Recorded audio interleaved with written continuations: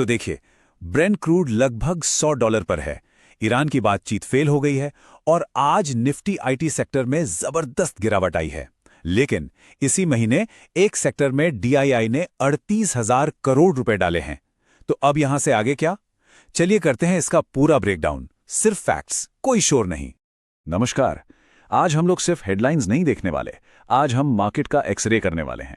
Global हलचल से लेकर दलाल स्ट्रीट की गहराई तक, कंपनियों के संकेतों से लेकर एक्सपर्ट्स के टारगेट्स तक, आज एक एक चीज की एकदम साफ तस्वीर मिलेगी। तो चलिए बिना देर किए सीधे मुद्दे पर आते हैं। तो सबसे पहले और सबसे जरूरी मुद्दे से शुरू करते हैं, वो है अमेरिका ईरान की सिचुएशन। आज के मार्केट का जो मूड है ना, वो यहीं से बन रहा है। देखिए हुआ क्या है, एक तरफ तो सीज फायर बढ़ाया गया जो सुनने में अच्छा लगा, लेकिन उसके ठीक बाद ईरान के जो नेगोशिएटर्स थे वो पाकिस्तान में बातचीत के लिए पहुंचे ही नहीं, और इसी बीच ओमान के पास एक कंटेनर शिप पर हमला हो गया।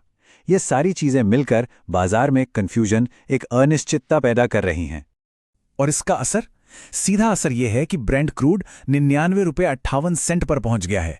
मतलब कि $100 का जो साइकोलॉजिकल लेवल है उससे बस जरा सा दूर। और ये $100 का आंकड़ा सिर्फ एक नंबर नहीं है, ये मार्केट की पूरी दिशा तय कर सकता है। क्योंकि देखिए, अगर तेल इस लेवल पर रहता है तो भारत के लिए ट्रांसपोर्टेशन कॉस्ट, प्रोडक्शन कॉस्ट और महंगाई सब पर सीधा असर पड़ेगा। और इसका साफ मतलब है कि आरबीआई की जो रेट कट की उम्मीदें थीं उनमें और भी देरी हो सकती है। यही वजह है कि आज दुनिया भर के ज्यादातर बाजार लाल निशान में कारोबार कर रहे हैं। अच्छा, अब ग्लोबल माहौल से निकलकर अपने भारतीय बाजार पर आते हैं। आज निफ्टी 24,400 के आसपास रहा। बैंक निफ्टी में ज्यादा हलचल नहीं थी, वो स्टेबल था। लेकिन आईटी सेक्टर में आज जोरदार गिरावट देखने को मिली। अगर हम सिर्फ इंडेक्स को देखें तो लगेगा कि अरे सब ठीक ठाक ही तो हैं, लेकिन असल कहानी अंदर है। कई मिड कैप स्टॉक्स अपने हाई से 25 से 50% तक नीचे आ चुके हैं। इसका सीधा मतलब यह है कि बाजार अंदर से काफी कमजोर है, जो ऊपर से दिखाई नहीं दे रहा। और टेक्निकली देखें तो एक बड़ी दीवार सामने खड़ी है, और वो है 24,500 का लेवल। मार्केट के लिए इसे पार करना अभी बहुत मुश्किल लग रहा है, जो ये बता रहा है कि बाजार में अभी थोड़ी सुस्ती का माहौल है।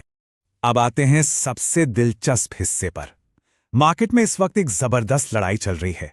ये एक तरह से विदेशी और घरेलू संस्थागत निवेशकों के बीच एक पावर स्ट्रगल है, जिससे ये ग्लोबल टेंशन और भी हवा दे रहा है। तो तस्वीर एकदम साफ है। एक तरफ हैं एफआईआईज यानी विदेशी निवेशक, जो इस ग्लोबल अनिश्चितता के चलते अप्रैल में 6,641 करोड़ रुपए की बिकवाली कर चुके हैं। और दूसरी तरफ हैं हमारे घरेलू निवेशक यानी डीआईआईज और म्यूचुअल फंड्स, जो डट के खरीदारी कर रहे हैं। इस नंबर को देखिए, 38,423 करोड़ रुपए। इसका मतलब क्या है? इसका मतलब है कि विदेशी पैसा बाहर जा रहा है, लेकिन हमारे अपने घर की बचत, हमारी एसआईपीज़ की जो ताकत है वो बाजार को थामे हुए हैं, उसे गिरने से रोक रही है। यह है पावर ऑफ एसआईपी का एक जीता जागता सबूत। चलिए अब बड़ी तस्वीर से थोड़ा अंदर चलते हैं और देखते हैं कि कंपनियों के लेवल पे क्या हो रहा है, क्योंकि यहां से हमें सेक्टर के परफॉर्मेंस और इन्वेस्टमेंट स्ट्रैटेजी के बारे में बड़े इंपॉर्टेंट क्लूज मिलते हैं। एक उदाहरण लेते हैं। ट्रेंड के नतीजे देखिए, शानदार। प्रॉफिट 26% बढ़ा और रेवेन्यू 19%। ये रिटेल सेक्टर की एक बहुत मजबूत कहानी है। लेकिन वहीं दूसरी तरफ टाटा कम्युनिकेशंस को देखिए, रेवेन्यू तो बढ़ा पर प्रॉफिट में भारी गिरावट आई। इससे एक बहुत बड़ा सबक मिलता है कि हमें हमेशा रेवेन्यू और प्रॉफिट दोनों को साथ में देखना चाहिए। इसके अलावा जियो फाइनेंशियल ने अलियांस के साथ मिलकर एक इंश्योरेंस जॉइंट वेंचर का ऐलान किया है, जो इंडियन इंश्योरेंस मार्केट में एक लॉन्ग टर्म बेट है।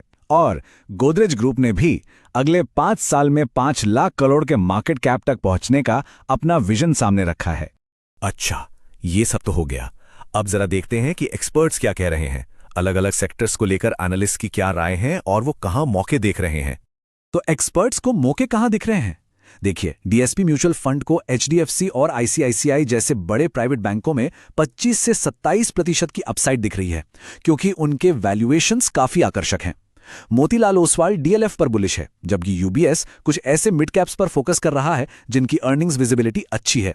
हाँ, एक बात जरूर ध्यान में रखनी चाहिए कि यह सिर्फ अनुमान है। निवेश से पहले अपनी रिसर्च करना हमेशा जरूरी है।